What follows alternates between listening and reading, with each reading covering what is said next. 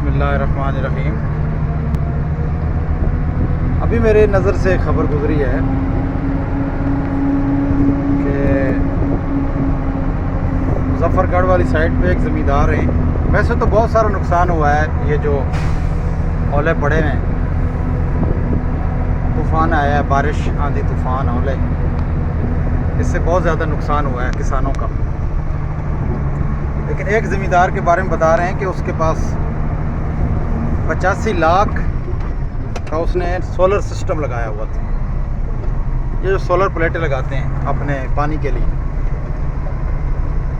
और उसके 200 प्लेट था, 200, एक ही जगह पे 200 प्लेट। तो 200 की 200 प्लेटें जो हैं वो ओलों की वजह से डैमेज होगी, नाकारा होगी। अब सोचने वाली बात है, 85 लाख का उसका ये नुकसान हो गया, दूसरा फसल का जो नुकसान है वो इसके अलावा है। तो यहाँ पर छोटी सी बात सोचनी है रुक के, कि हम अपनी ज़कात, उशर जो फसलों का बनता है, क्योंकि देखें ज़मीन अल्लाह की है, हम उसके आर्जी मालिक ज़रूर हैं, लेकिन असल खालिक व मालिक अल्लाह है।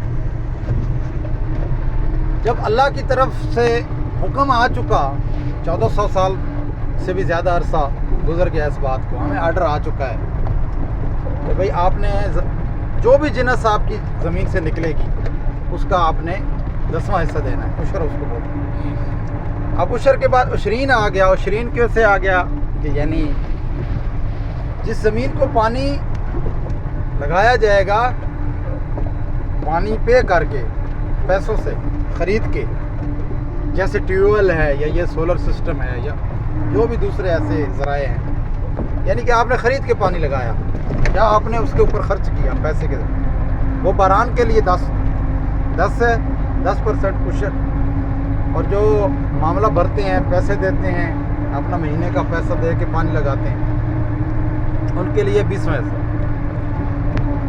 मेरा ईमान है, मेरा यकीन है, और आप लोगों का भी होना चाहिए बहैसियत मुसलमान, कि जब हम उशर ज़कात देंगे, ये सारा उशर में ही आ जाता है, उशर है या इशरीन है तो उसका उशर ही होगा, नाम उसका उशर ही होगा। तो वो हर बंदा देख ले कि अल्लाह की कुदरत से पानी लग रहा है, 10वां हिस्सा है, तो खुद ब खुद हम लगा रहे हैं, 20वां हिस्सा है। तो इसका क्या करना है, इसका 20वां हिस्सा देना है, और फिर यकीन करना है अल्लाह। ये जो आफतें आती हैं हमारी फसलों के ऊपर और दूसरी जिनास के ऊपर, जो है ना, जो भी मुसीबत आती है वो इन्हीं वजह से होती है, इन्हीं कानून को हम फॉलो नहीं करते। इस्लाम का एक कानून है, उसको हम फॉलो नहीं करते। वीडियो लंबी हो जाएगी, मैं आगे एक वाक़या बताना चाहता था, लेकिन इंशाल्लाह फिर कभी, कि कैसे सहाबा कराम जो थे वो अपनी ज़मीनों पर 2 नफल पढ़ के अल्लाह से पानी मांगते थे, अल्लाह ताला बारिश दे देता। तो इंशाल्लाह तफसीलन फिर इस पर भी बात करेंगे, लेकिन फ़िलहाल हम समझे इस बात को कि उशर ज़कात देना कितना ज़रूरी है, वरना ये तबाही और बर्बादी ये हमारा मुकद्दर बनती रहेगी। जज़ाकुमुल्लाह खैर।